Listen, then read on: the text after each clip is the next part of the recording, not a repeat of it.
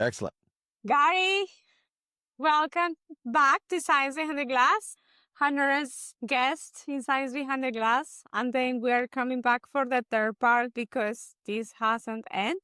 And I think that it would be awesome that we give a little bit of a background story, what is happening right now.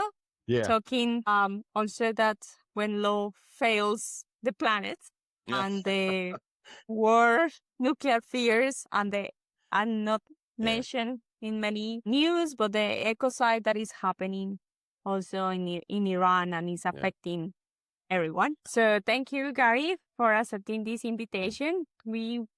I want to give a little bit of a background because actually I was in all the news I was reading. Most of the people were complaining and saying like, oh, well, it's terrible. The U.S. declared war together with Israel. So joined together in Iran while they were in conversations. And some people were mentioning that Ayatollah, well, he was a dictator and he did horrendous things to the population, the recent protest.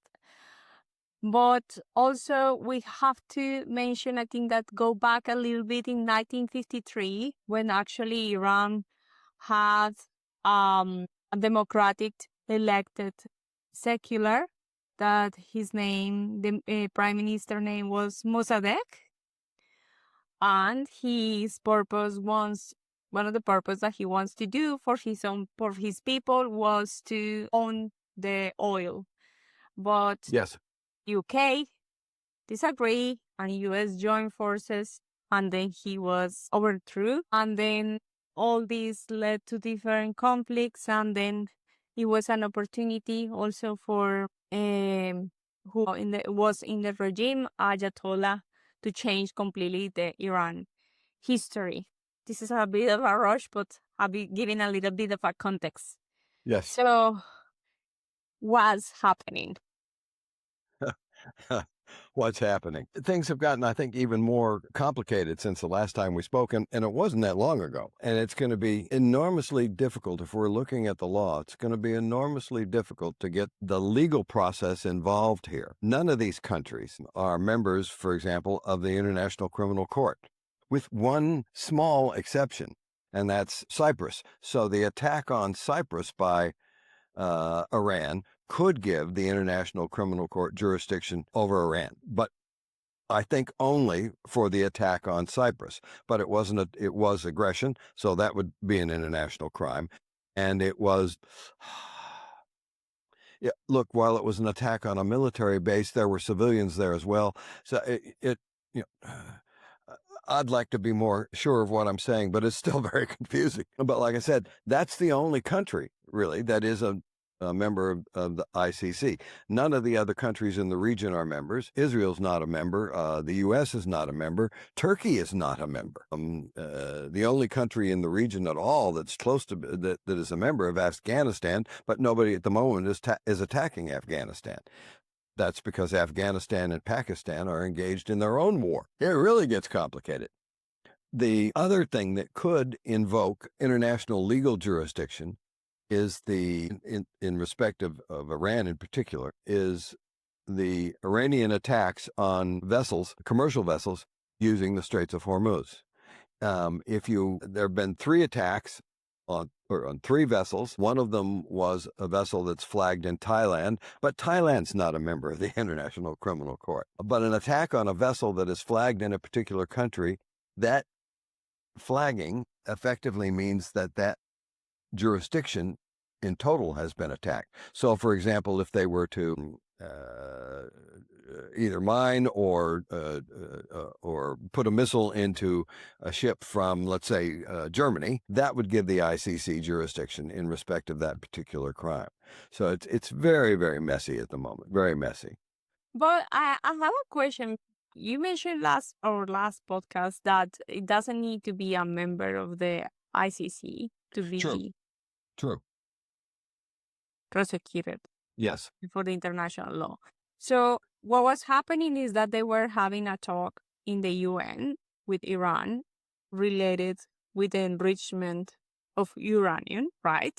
Yes. And while this was happening, what this was talk happening, US and Israel decided to attack Iran. So actually, there was a nuclear threat, and this is not a violation of the international law, even though that they are not members. The UN Security Council has the capacity to give the International Criminal Court jurisdiction over any country, whether or not they're a member of the International Criminal Court. So you could get the Security Council together to provide jurisdiction to the International Criminal Court in respect of everything that Iran has done. I'm tempted to say that that might work. It would depend.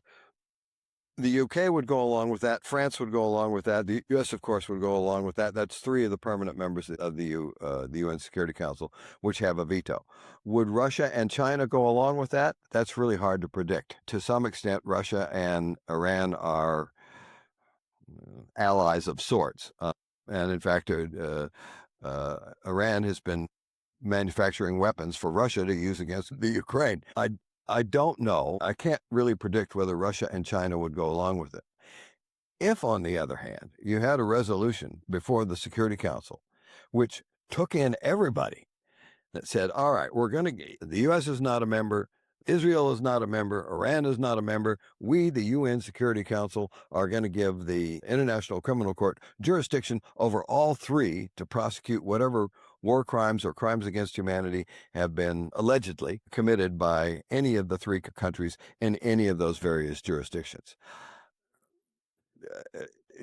It could work on an individual basis, but again, it's international law, so it's, as I tell my students, it's messy, it's tricky. I wish I had a better answer. I'm sorry. No, it's okay. I think that is very convoluted. Yeah, so I think there's a few things that we should highlight, that there's like humanitarian catastrophes happening either in Lebanon because of the Israel attacks Yes. and in Iran. So right now we have 700,000 people displaced in Yep. Lebanon. That is 12% of the population. Yeah. Yeah. There's environmental catastrophes happening within the country, and their borders are also shrinking day per day. Yeah. So there's a lot of international violations that are just happening within the borders of Israel, north of it, just in Lebanon. And then we have the U.S. striking a girls' school in Iran, which, if you ask some parts of the administration, that was voluntarily, involuntarily, or it was a catastrophe that happened. What repercussions can be in any of these actions that either Israel or the U.S. are doing? And both of these, it seems like a violation on a magnitude of scale of international law, wouldn't it? And while we're at the Iranian, like the bombing of the oil refinery in Tehran, it's another environmental catastrophe happening within that border as well, which is like what, nitrogen oxide mixed with rain that's forming like sulfuric and nitric rain. In respect to that bomb that the U.S. dropped on the girls' school in Iran, they've come out this morning and effectively said that their technical mapping of the area was old, and that's why they accidentally hit that school. If it in fact was the U.S. that hit it, and it's pretty clear that it was the U.S. The bomb has been identified as a U.S. bomb. It's not it's an advanced weapon beyond what has already been given to Israel, so it really couldn't have come from anywhere else. And I'm not entirely convinced that it's a defense to an attack on a civilian institution, which is, of course, a war crime, to say, oh, well, our maps were off. That's a pretty weak excuse. So again, I mean, if we could get jurisdiction here, the U.S. could be prosecuted. Well, it would have to be probably Trump and the Secretary of Defense, maybe the general that was in charge of giving the actual order to drop that particular bomb, could all get charged with a war crime. The Lebanon situation is strange or weird. Because you have this sort of on-again, off-again conflict between Lebanon, or actually Hezbollah within Lebanon, and Israel. And Israel could argue, well, it was self-defense. They attacked us with I think they sent a missile into Tel Aviv.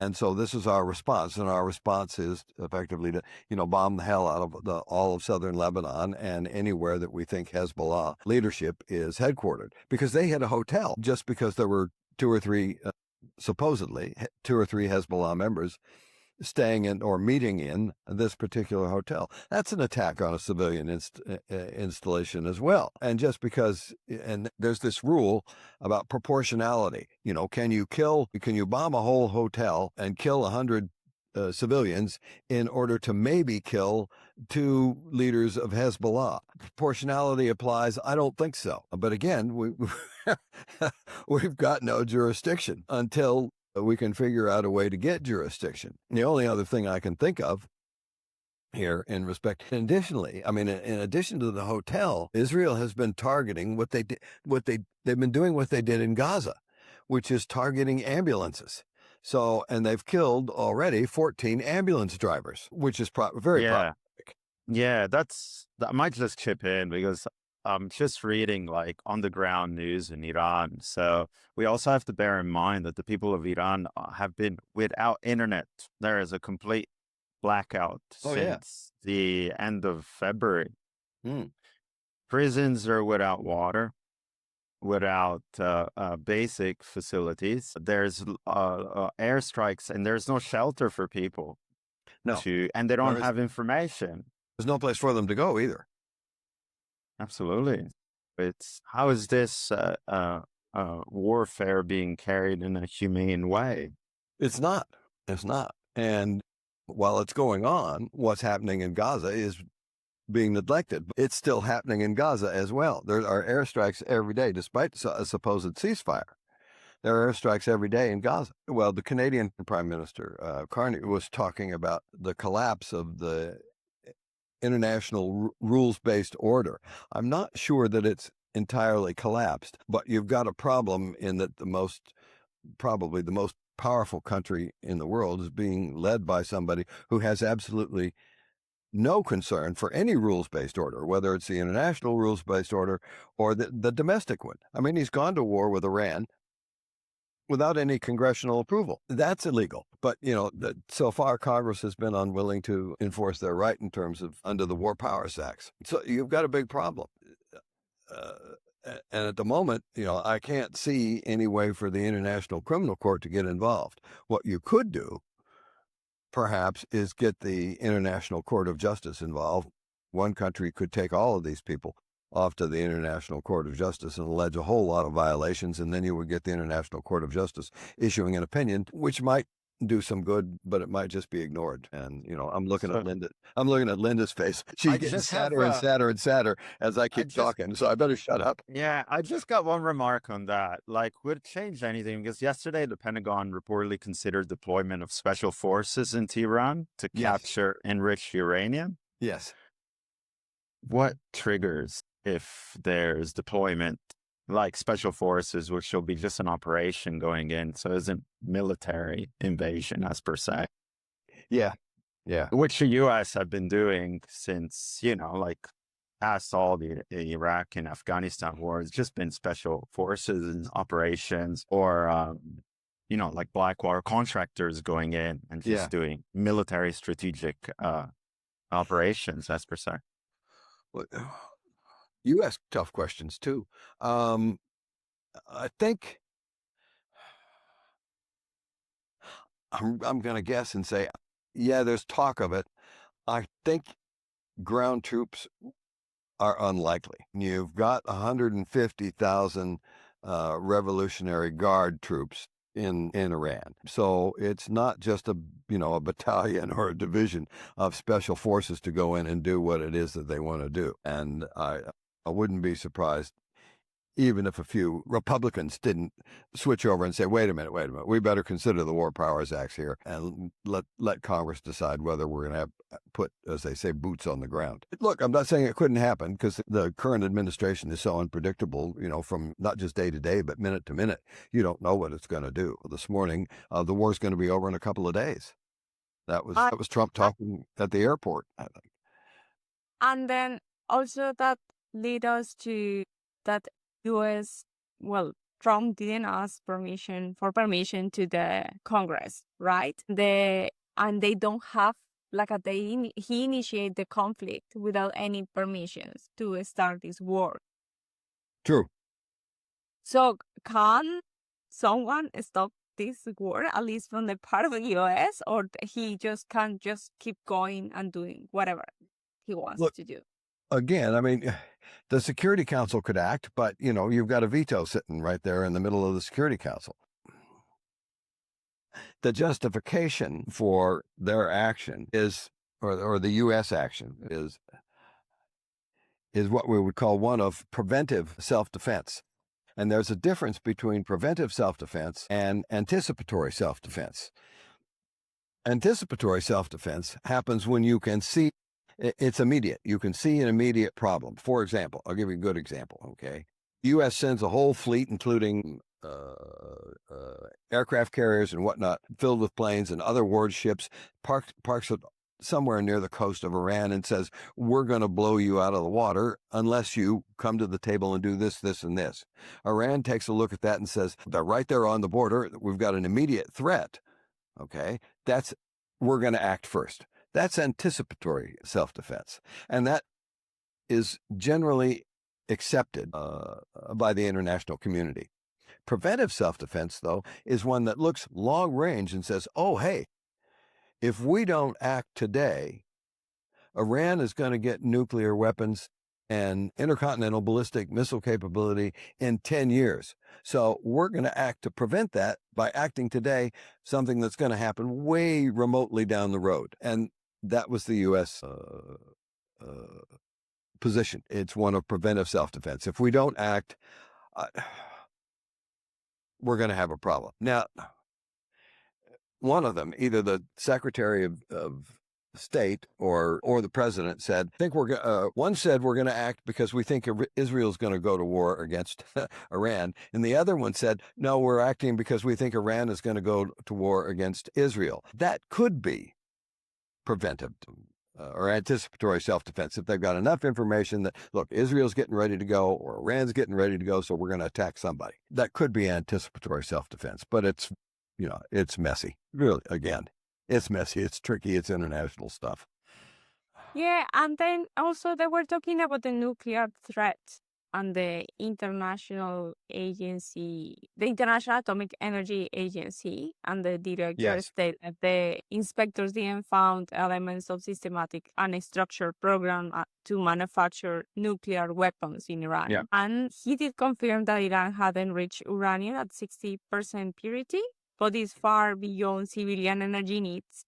But the U.S. Director of National Intelligence testified in March 2025 that Iran was not pursuing nuclear weapons. Yep. And the director of the International Atomic Energy Agency confirmed this. And that's another beautiful excuse, because actually they are bombing these places that have enriched uranium. And that would be catastrophic. That would be another Chernobyl or Fukushima. So could easily be that. Yeah. Exactly. So I mean, suppose that even in war, they shouldn't be bombing these areas. So that can lead to like a way to stop this war.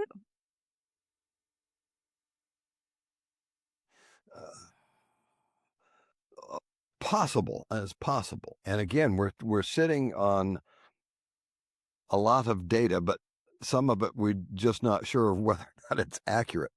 But you're right about the International Atomic Energy Agency. Went under the treaty that existed between the U.S., the other 4 permanent members of the Security Council, and a representative from the European Union and Iran. When Trump pulled out of that treaty, Iran was complying. And the IAEA said they were complying. They weren't enriching anything. There was an interview last night with the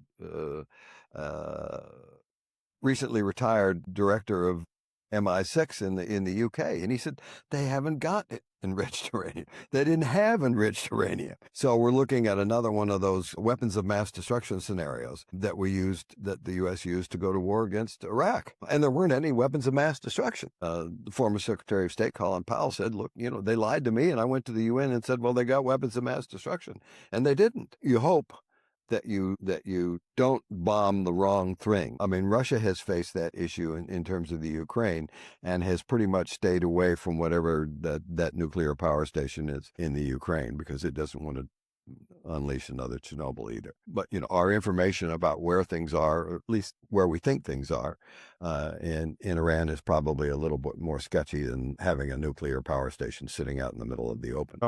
And then also, we have all the complete silence from European Union and all the members. And some of them haven't support, but at the same time, they don't remain neutral because US have been using their bases to deploy.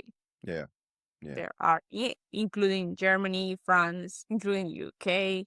And the only one country that was opposing was Spain. And then Trump was threatening them with tariffs and etc. etc.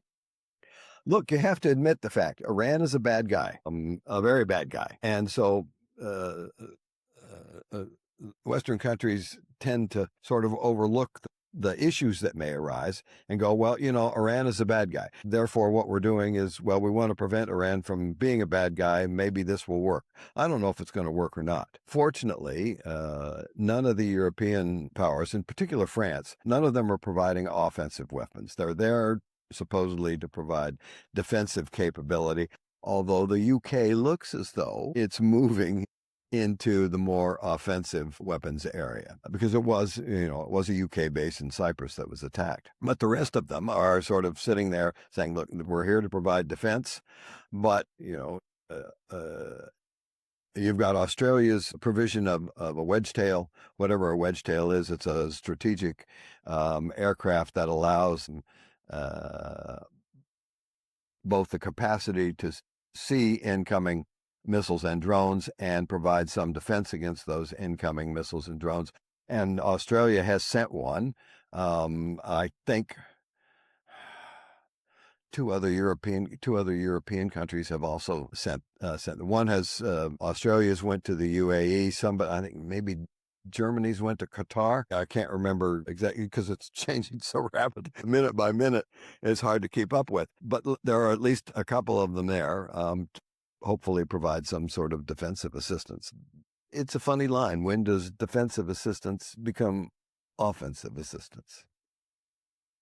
Yeah, just talking about the European Union, because I was following Giorgia Meloni, which is the Prime Minister of Italy. She's been a huge supporter of the Trump administration and Trump because of her political party is more in the right wing. But she came out yesterday to speak to Italian Parliament and condemning the war, even stating that were international crimes that were committed, and said that Italy will not be dragged into this war. But Italy has gone and sent defensive support to Kuwait. That's because of vested interest that most European countries have to all those Gulf states with natural resources that are coming out of there.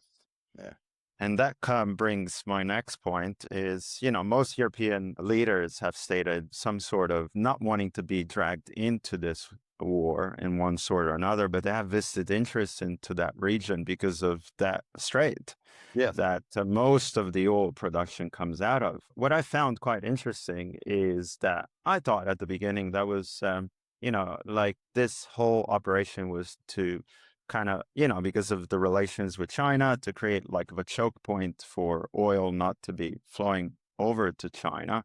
But actually, we found out that China's flow of oil has been ramping up, and they've been able to buy oil from Iran below market prices. Yeah. So, yeah, it's interesting how this operation is being driven by the need of oil production. Absolutely. Yeah. And the U.S. administration, I would have assumed that they're going in to stop the prevention of oil production going into China, but actually China is kind of gaining from this in one way or another, which I found interesting. Yeah. Yeah. Oh, they are, but China could also get it from Russia. I mean, they're gonna get the oil. The question is whether we're gonna get oil here. But the sort of both short range implications and even potentially long range implications of what's going on and the impact around the world are enormous. I mean, if you think about here in Australia, we've seen the here where we're located in Cairns, we've seen the price go from about $1.70 a liter to this morning I paid $2.09 a liter. Okay, so that's 39 cents in just a few days. And yesterday, I thought, oh, maybe I'll stop and get it for $1.99. And I thought, oh, no, I'll be all right. I'll get it tomorrow on the way to work. And it was up 10 cents a liter. So, yeah, the implications are significant. And our Reserve Bank is talking about an interest rate hike next week because, of course, the prices are going up. So they're looking at that and they're calling that inflation. And so not only are people going to end up paying more at the at petrol station, they're going to end up paying more for just about everything because the gas prices are going to affect the delivery of goods and whatnot to the grocery stores.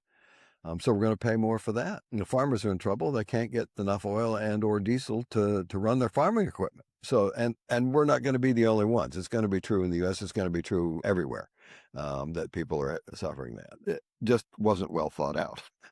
Yeah, so that's important because actually, this war affects everyone in this from the economic point of view, politics, and also in ecosystem point of view, because what is happening is, as Rafa mentioned, an ecocide.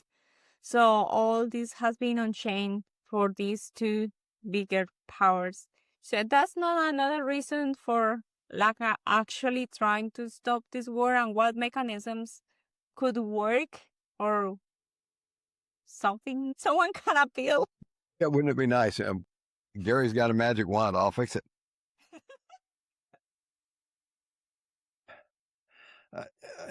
And the U.S. president has said, "Oh, I'll be over in a couple of days." But history says that that's not really really the case. They are really good getting into trouble and not to get out of the But trouble. this operation is costing taxpayers money at roughly $2 billion per day. I know it's costing the U.S. $1 billion a day.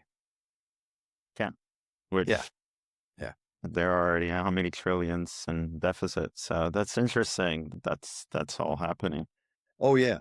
But we didn't have enough money for SNAP, the food nutrition program for low-income families in the U.S. But we've got $1 billion a day to spend on blowing up whatever it is that we want to blow up in Iran. Yeah.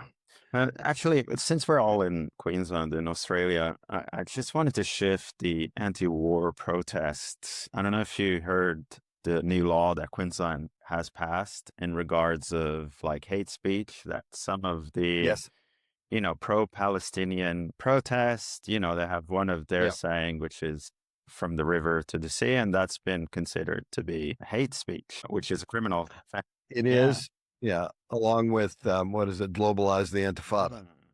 Both of those are considered hate speech because they are in support of effectively Palestinian statehood. I do teach, in addition to the international subjects that I teach, I did teach constitutional law last year, and I'm going to teach it again this year. And the question is whether or not those two terms, globalize the Intifada and from the river to the sea, can actually be considered as hate speech in light of the High Court determination that we have a freedom of political communication. And it's going to be interesting to see when those two clash, which comes out on top. I think it's, it's going to depend on context. It's not, neither one of them is anti-Semitic, because you can't be anti-Semitic if you're supporting the Palestinians, because the Palestinians are Semitic people. They're and Israel, the Jewish people are, they're cousins, for God's sake. And so that's a problem. The hate speech stuff is very, very, very, very tricky. It's almost as tricky, maybe it's more tricky than the international stuff, because it hasn't been tested particularly well yet. It's one thing to go put a Nazi symbol on a synagogue. That's hateful conduct, hate speech. That's easy. But to stand up and say, I support Palestine, I support Palestine's right to statehood, is not, I don't think, hate speech. We'll have to wait and see. And I mean, it's not just Queensland, but the Commonwealth has got some stuff on that. And New South Wales passed a recent piece of legislation as well. And at some point in time, they're all going to come together and there'll be a big clash, and we'll have an idea of where the ball is actually going to land. Well, what measures will you send to people to give a little bit of hope? Yeah. This is very dystopic, what is happening. Oh, look, I wish I had better answers. But at the moment, the answers are really all contingent on how things go, and things are going one way one day and one way the other day. And it's, and look, there are, thousands of people are dying. Let's just put it that way. And that's not a good thing. Not a good thing at all. It's just, thank you, Gary, again. I don't know if you have another question. no, I don't. All I was going to say is that 3,600 sites have been attacked, civilian sites have been attacked in Iran. Yeah. And something that hasn't been really involved is the ecocide that they are committing, not only in Iran, and also affects all the entire population, without dismissing the point that if they are bombarding these sites of nuclear enrichment, that is going to be a catastrophe, and that's something that it hasn't been considered. And also, like in 12 days of war from, That's right. around 9,000 to 12,000 hectares of forest had been completely burned to ashes, without considering what Rafa was mentioning, that they are attacking all the oil reserves. Yeah, absolutely. There was a bit of interesting bit of research that I ran into the other day that just says that the catastrophe of the oil refinery bombing in Tehran, the burning of petroleum, of course, has released nitrous oxide that mixed with rain that formed sulfuric acid.